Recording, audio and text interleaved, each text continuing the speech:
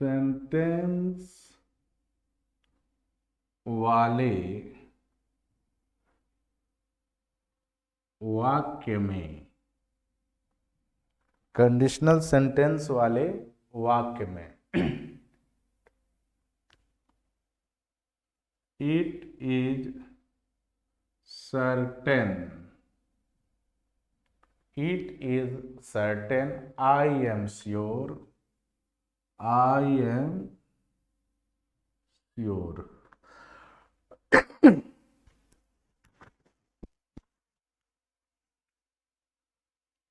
It is true,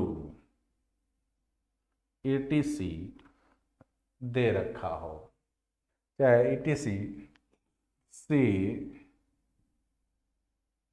शुरू हो।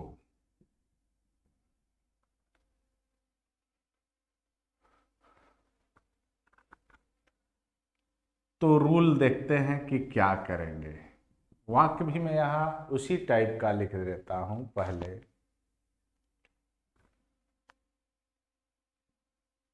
You are wrong, दूसरा है आई एम श्योर। ठीक है, और ये दो वाक्य को आपको बनाना है, तो इसके लिए मैं एक सेंटेंस मैंने एक रूल देने जा रहा हूं, उस रूल को फॉलो करें। होगा कि इट इज सर्टेन या आई एम श्योर या इट इज ट्रू। अब प्लस आ जाएगा डेट, प्लस आ जाएगा डेट, और इसके बाद प्लस सेकेंड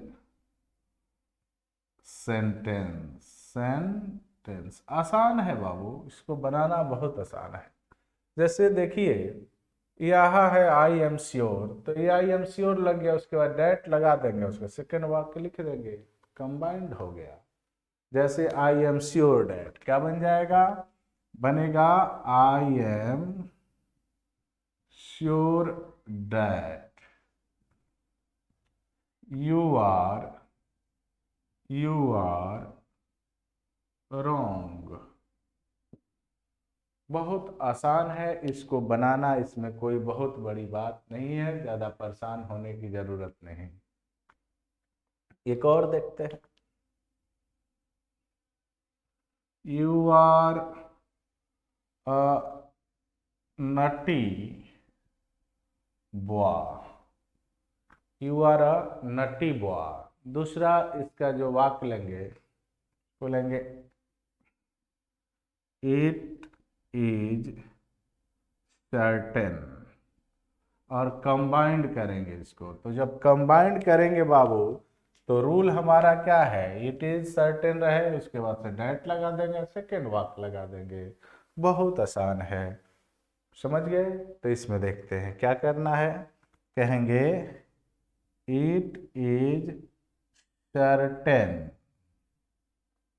डेट बैठाएंगे, और सेकेंड वाक्य क्या है, मैंने इट इज बट लिख लिए, तो सेकेंड यही ना बच गया, तो जो बच गया उसको लिख देते हैं। तो क्या है, you are a naughty, you are a naughty boy, बन गया बाबू। बहुत ही आसान होता है, बस थोड़ा सा कंसेस होकर पढ़िए, इसमें आपको परेशानी नहीं होगी। ये करना क्या होता है, ऑलरेडी 4 ऑप्शन दिए रहते हैं, ऐसे बने रहेंगे 4, बस देख लेना है और चूज कर लेना है। चलिए प्रैक्टिस पर बताएंगे। टाइप जो है अब तीसरा क्या कहता है देखते हैं। दो टाइप आप सीख लिए, कंबाइंड द सेंटेंस में दो टाइप आपको मैं बता दिया। कंबाइंड द सेंटेंस में दो टाइप मैंने आपको बता दिया। अब टाइप जो है वो तीसरा क्या कहता है। अब तीसरा में होता है कि बिकॉज और सो के प्रयोग होने पर, यानी वाक्य में बिकॉज या सो का प्रयोग होने पर, यानी वाक्य में बिकॉज और सो का प्रयोग किया गया हो तो आपको कंबाइंड करना है इसको, तो कैसे करेंगे, यही चीज है। तो सबसे पहले हम लोग देख लेते हैं बिकॉज वाला, उसके बाद हम देखेंगे तो इसके लिए रूल क्या होता है, इसको कंबाइंड करने का रूल क्या होता है। यानी दो वाक्य दिया होगा और उसमें किसी ना किसी, जैसे दे दे शी वॉज बिजी है, शी वॉज बिजी। अब यहां बताते हैं, पहले लिख लेना दीजिए, शी वॉज बिजी, और एक वाक्य, दोनों वाक्य को चूंकि आपको कंबाइंड करना है,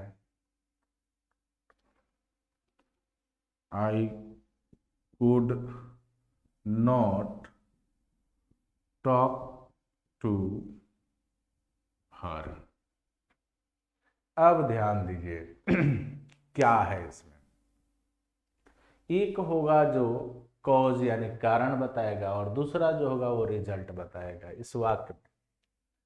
देखिए, एक जब कॉज होगा, एक कॉज बताएगा, शी वॉज बिजी, क्या है ये बाबू, कॉज बता रहा है, कारण है, यानी कारण। और देखिए ध्यान से, I could not talk to her, मैं उससे बात नहीं कर सकता, रिजल्ट यही ना आया, परिणाम क्या हुआ, ये आ गया आपको रिजल्ट, यानी परिणाम। तो एक वाक्य में कॉज दिखाएगा और दूसरे वाक्य में क्या दिखाएगा, रिजल्ट दिखाएगा। और ऐसे वाक्य मिल जाए, यानी दो वाक्य हो, एक वाक्य में कॉज यानी कारण दिखाए और दूसरे वाक्य में रिजल्ट दिखाए, परिणाम दिखाए, और इनको कंबाइंड करना हो, तो इनको कंबाइंड करने के लिए हम लोग वही बिकॉज या सो के प्रयोग करते हैं। बिकॉज या सो का कैसे देखते हैं, तो इसको पहले लिखेंगे रिजल्ट, उसके बाद लिखेंगे बिकॉज, और उसके बाद लिखेंगे आपको कॉज। ठीक है बाबू, उसके बाद आपको लिखना है कॉज। अब इसको कंबाइन करना कितना आसान हो गया इस दोनों वाक्य में।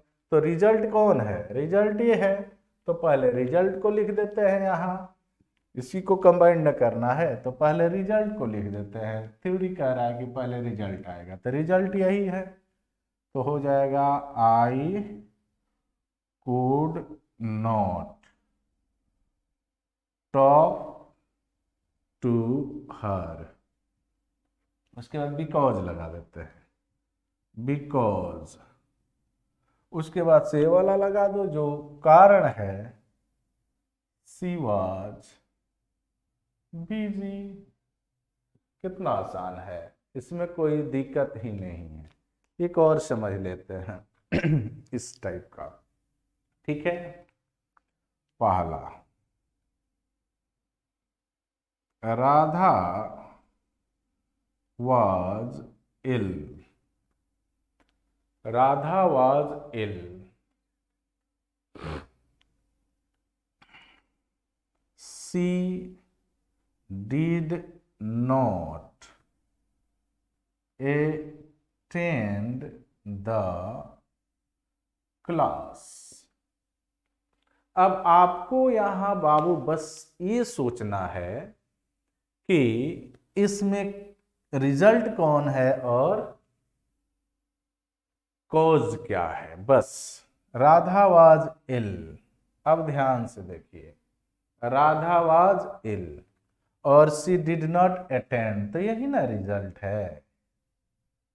और ये कॉज है, नहीं है, नहीं कारण है। तो ये दोनों को जब कंबाइन करेंगे तो नियम कहता है पहले रिजल्ट को लिखेंगे, तो क्या लिखेंगे, she did not attend the class, she did not attend the class. अब उसके बाद आ जाएगा बिकॉज, बिकॉज क्या है, राधा वाज इल, लिखेंगे राधा वाज इल। बहुत आसान है। अब हम बिकॉज वाला सीख लिए, अब हमको रह गया सो वाला। तो आइए हम लोग इसके बाद सो वाला को देखते हैं, मिटाते हैं इसको।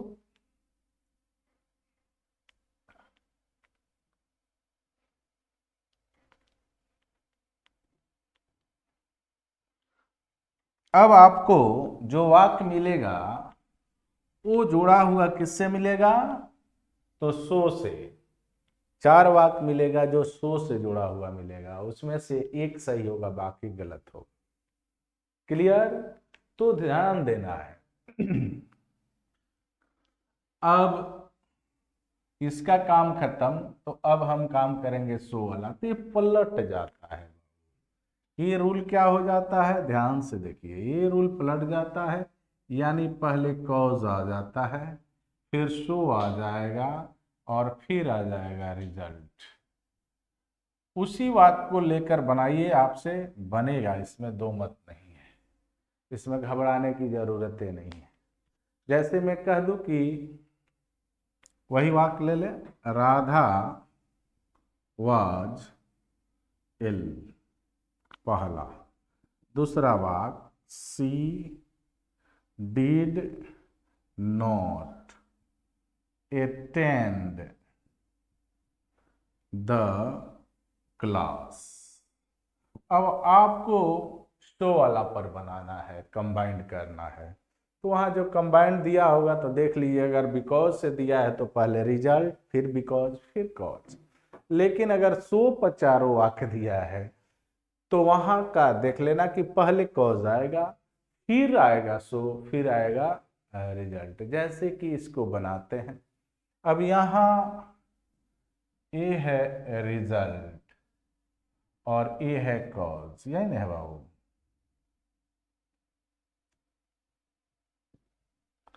तो सबसे पहले हम लिखते हैं कॉज को, कारण कहेंगे Radha was ill, so she did not attend the class।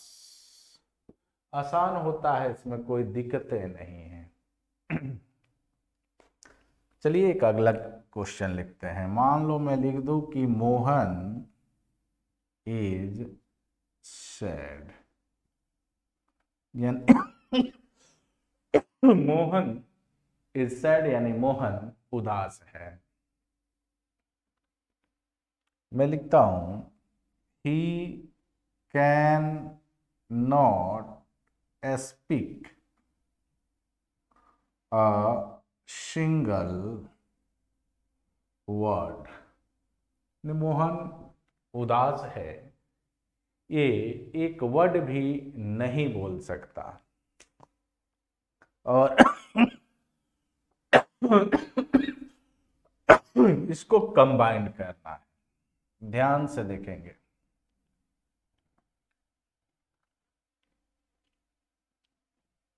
चलिए मैं दोनों बना कर दिखाता हूं और आप बताएंगे क्या ये दोनों में से कौन सही है, या दोनों सही है या दोनों गलत है। ठीक है, पहला, Mohan can not speak a single word because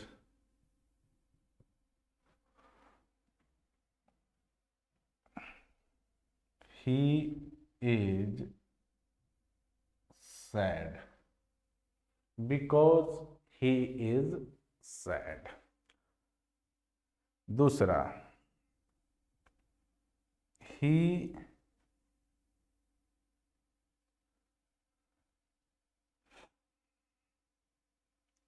एक वाक्य ये बना दिए और दूसरा बनाते हैं।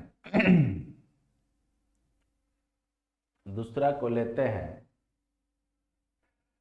he is sad so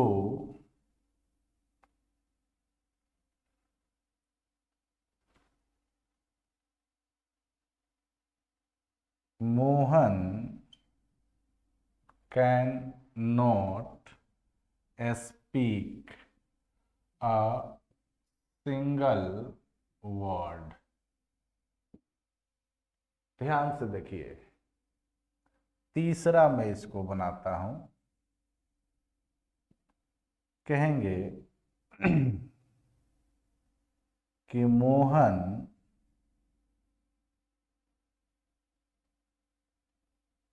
is sad so he can not speak a single word। तीन वाक्य लिख दिए।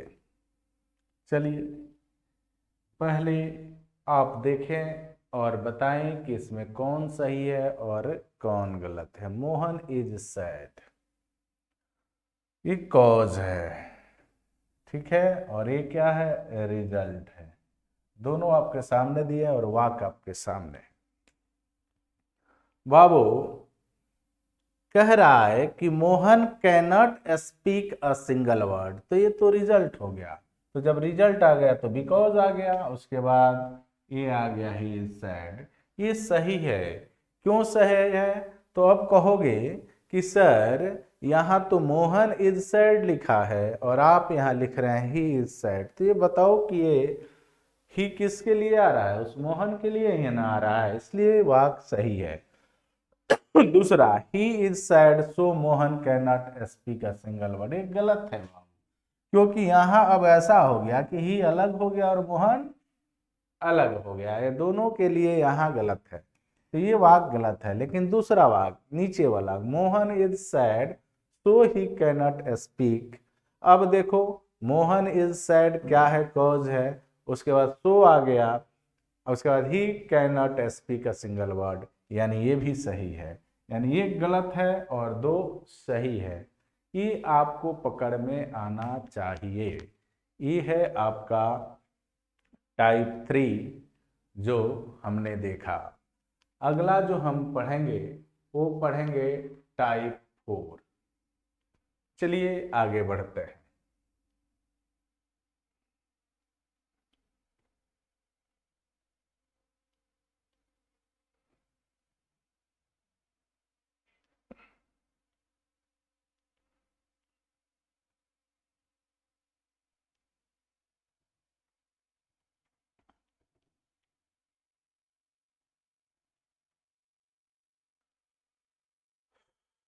टाइप 4 क्या कह रहा है बाबू?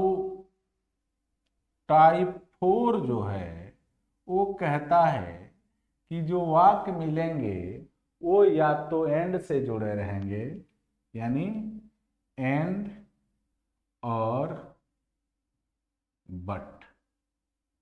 अब ये ध्यान देना है, तीसरा टाइप में जो 4 गो मिलेंगे ए बी सी डी, उसमें एक रहेगा एंड और दूसरा रहेगा और।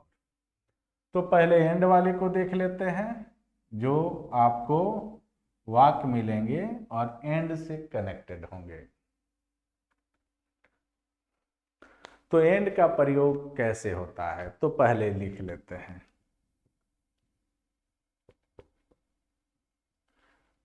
लिखेंगे कि एंड का प्रयोग वाक्य में एंड का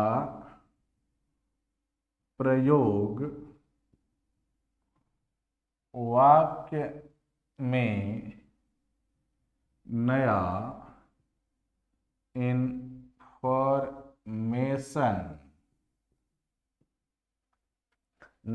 इंफॉर्मेशन को जोड़ने के लिए किया जाता है। पहली बात, एंड का प्रयोग वाक्य में नया इंफॉर्मेशन को जोड़ने के लिए किया जाता है। ठीक है। दूसरा, जब दोनों वाक्यों के सब्जेक्ट एक ही हो, यानी दोनों वाक्य का सब्जेक्ट जो कैसे हो, सेम हो, और तब उसको जोड़ेंगे। कब जोड़ेंगे? तब उसको एंड से जोड़ेंगे। यानी दो वाक्य दिया गया हो और दोनों वाक्य का सब्जेक्ट क्या हो, सेम हो। जैसे मैं कहूं, रूल बाद में देखते हैं, पहले क्वेश्चन देखते हैं। Meera was thirsty।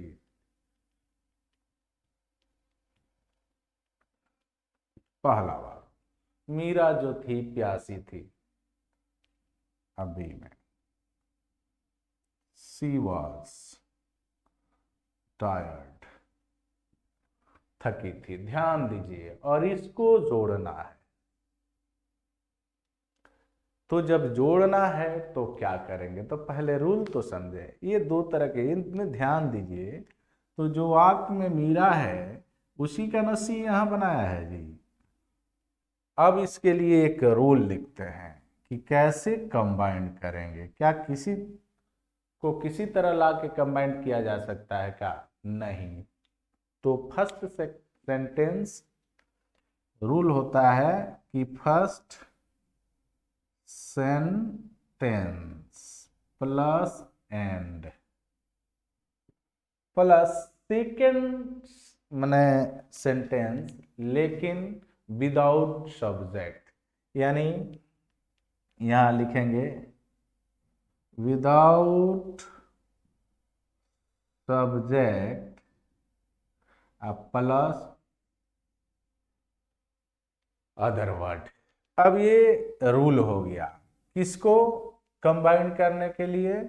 तो जब दो वाक्य दिए गए हों और दोनों वाक्य का जो सब्जेक्ट हो सेम हो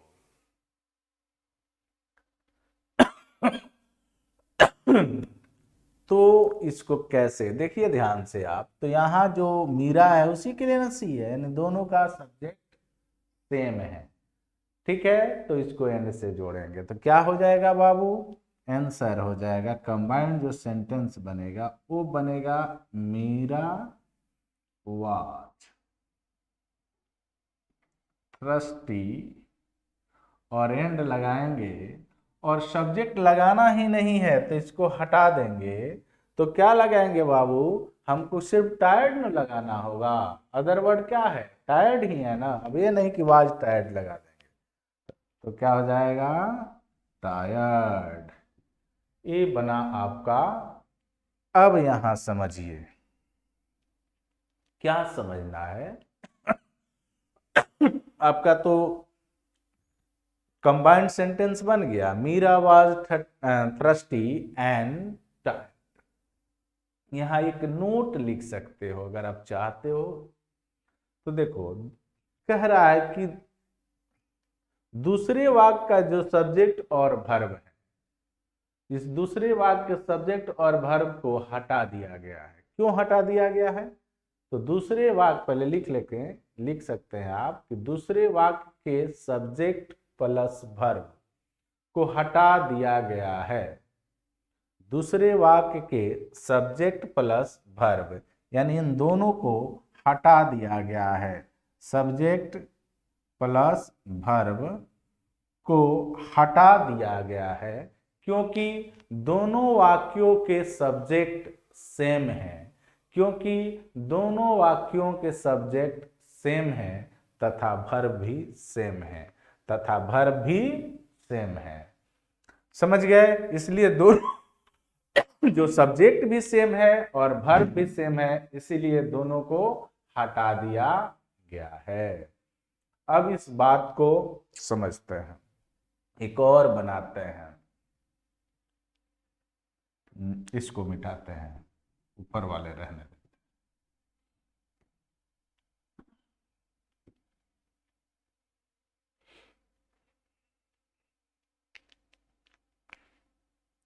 Mohan wrote a letter.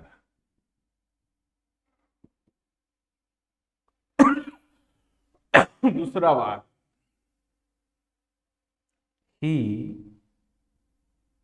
posted it. अब इसको कंबाइन करो तो ध्यान से देखेंगे कि दोनों वाक्य का सब्जेक्ट सेम ही है, तो यहां आ जाएगा कि Mohan wrote a letter and, अब सब्जेक्ट हट जाएगा क्योंकि सेम है, तो क्यों लगाएंगे? पोस्टेड इट, पोस्टेड इट बन गया। ये आपका हुआ। अब मैं बताऊं कि दोनों वाक्य के जब सब्जेक्ट अलग अलग हो तो क्या करेंगे। अभी आप क्या कर दे, जब दोनों वाक्य के सब्जेक्ट एक ही हो तो ये समझ गए कि क्या करेंगे। क्या करते हैं बाबू, तो जो पहला रहता है उसको लिख देते हैं और बाकी में सब्जेक्ट को हटा देते हैं। अगर वर्ब भी सेम है तो उसको भी हटा देंगे, अदर वर्ड सिर्फ लिख देंगे। चलिए अब मैं यहां चेंज कर रहा हूं, समझना है।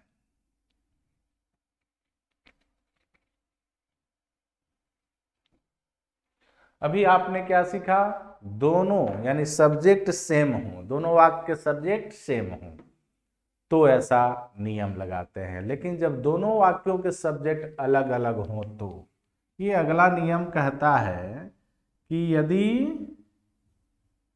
दोनों वाक्यों के सब्जेक्ट अलग अलग यानी भिन्न हो तो तब क्या करेंगे, तब कैसे कंबाइंड करेंगे। तो इसको आसान होता है, रूल पहले लिखिए। रूल कहता है कि फर्स्ट सेंटेंस और फिर एंड लगाओ और उसके बाद पूरा फुल सेकेंड सेंटेंस क्या लिखेंगे, फुल सेकेंड सेंटेंस। बात समझ गए? फुल सेकेंड सेंटेंस लगाएंगे यहां। जैसे कह दे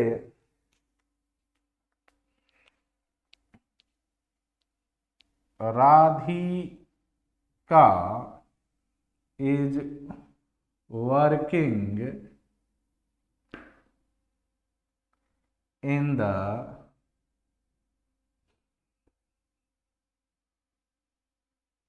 garden. Radhika is working in the garden. दूसरा, Sunny is reading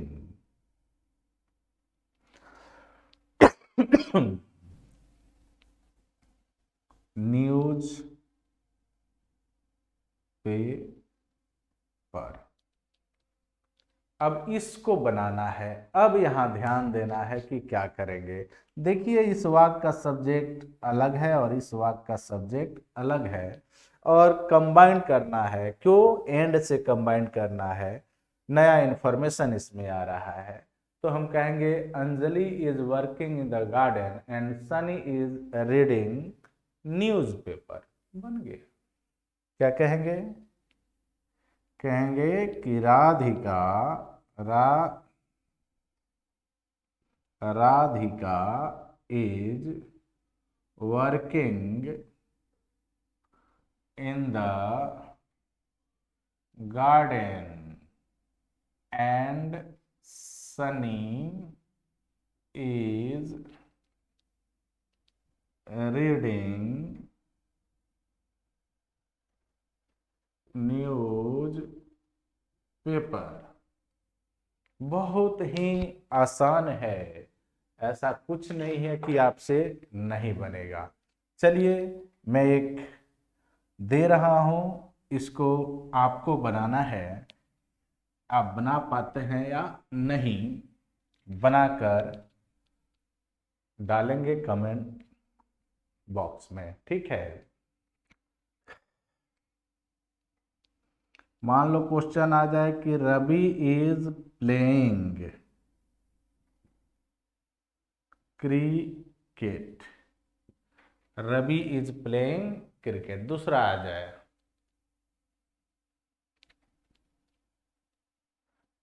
Radhika is doing her work.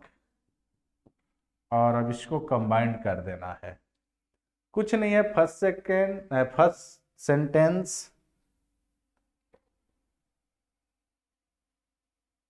और एंड लगाकर फिर सेकंड सेंटेंस क्या कर देना है। इसको अब मैं हिंट्स भी दे दिया हूं और आप इसको बनाकर उसमें दिखाएंगे। अब मैं चलता हूं बट वाले पर। अभी आपने क्या देखा? एंड वाला। यानी टाइप 4 में हम लोग पहला सीख लिए एंड वाला, अब बात करेंगे बट वाला।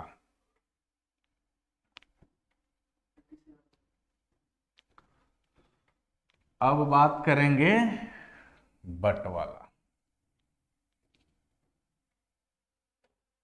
2-3 क्वेश्चन यहां से रहता है बाबू, इसीलिए एकदम बना डालो। अब बात करेंगे हम बट वाला। तो इसके लिए क्या है?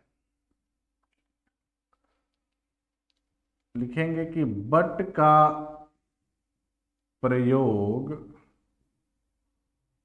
वाक्य में, बट का प्रयोग वाक्य में कंट्रास्ट यानी ओपोजिट या ओपोजिट यानी विपरीत अर्थ। क्या होगा? विपरीत अर्थ को जोड़ने के लिए किया जाता है। को जोड़ने के लिए किया जाता है। अब समझना है। अब इसमें क्या करेंगे तो हो जाता है, बहुत आसान है। Rule, first sentence plus but, क्योंकि बट से ही इसको जोड़ना है, कोई दिक्कत नहीं है, ठीक है। फुल सेकेंड सेंटेंस जैसे आ जाए, he is poor, he is poor, he is happy. देखो ये दोनों एक उल्टा है, कंट्रास्ट है। क्यों? क्योंकि एक दूसरे के विपरीत है, गरीब है और अमीर भी है। तो यहां लिखेंगे he is poor but he is happy. Full पूरा लिखेंगे, पूरा सेंटेंस लिखेंगे, ही इज पुअर, ठीक है। अब बात को समझना है। अब क्या करेंगे कि एक इसमें कंट्रास्ट है। अगर आप चाहो तो इसको ऐसे भी बना सकते हो, he is poor, sorry, he is poor but happy. अब ऐसा क्यों करोगे, ऐसा भी ये वाक्य बन के आता है तो सही होता है। इसका रीजन है कि दोनों एडजेक्टिव है। दोनों क्या है, एडजेक्टिव हैं, और दोनों में जो वर्ब है वो सेम है और सब्जेक्ट भी सेम है। तो ये फॉर्मूला यहाँ लगाकर बनाया जा सकता है, इसमें कोई दिक्कत नहीं है। अगला है नोट, एगो लिखते हैं, इसको मिटा दे, क्लियर, यहां से मिटाते। आप एक नोट नोट करेंगे, नोट लिखेंगे, note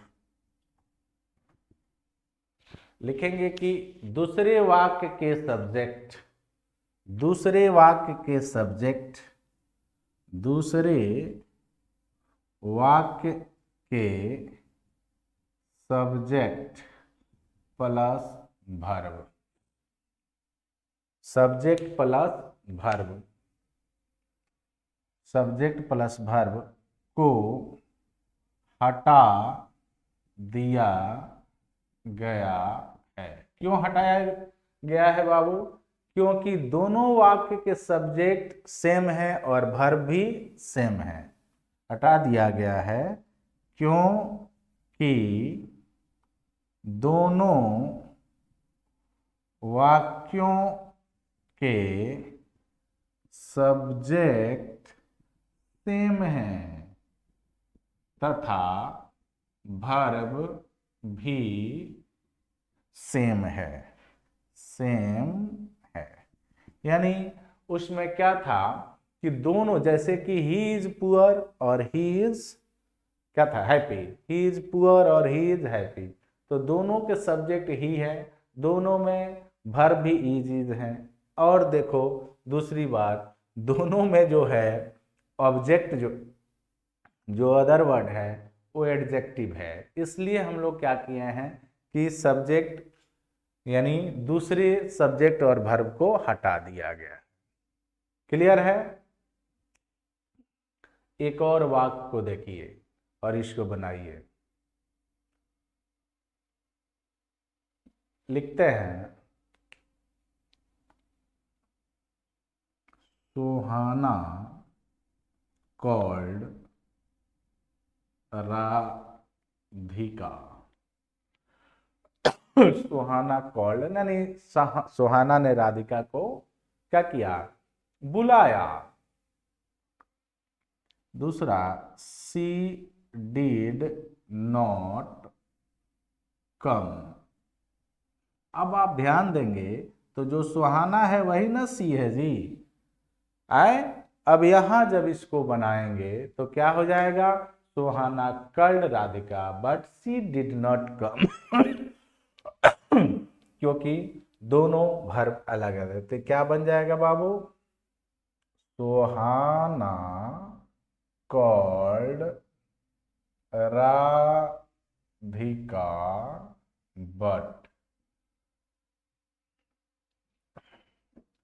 but she did not come, she did not come। ये वाक्य आपका बना, क्लियर है। अब बाबू ये आप टाइप 4 तक देख लिए, 2 से 3 बार वीडियो जरूर देखें, तब ये जाकर बेहतर समझ में आएगा। थोड़ा सा हटकर होता है लेकिन जरूर 2 से 3 बार देखेंगे तो आपको समझ में आ जाएगा। चलिए इसके आगे टाइप 5, 6, 7, 8, 9, 10 लेकर मिलते हैं नेक्स्ट वीडियो में। Good bye.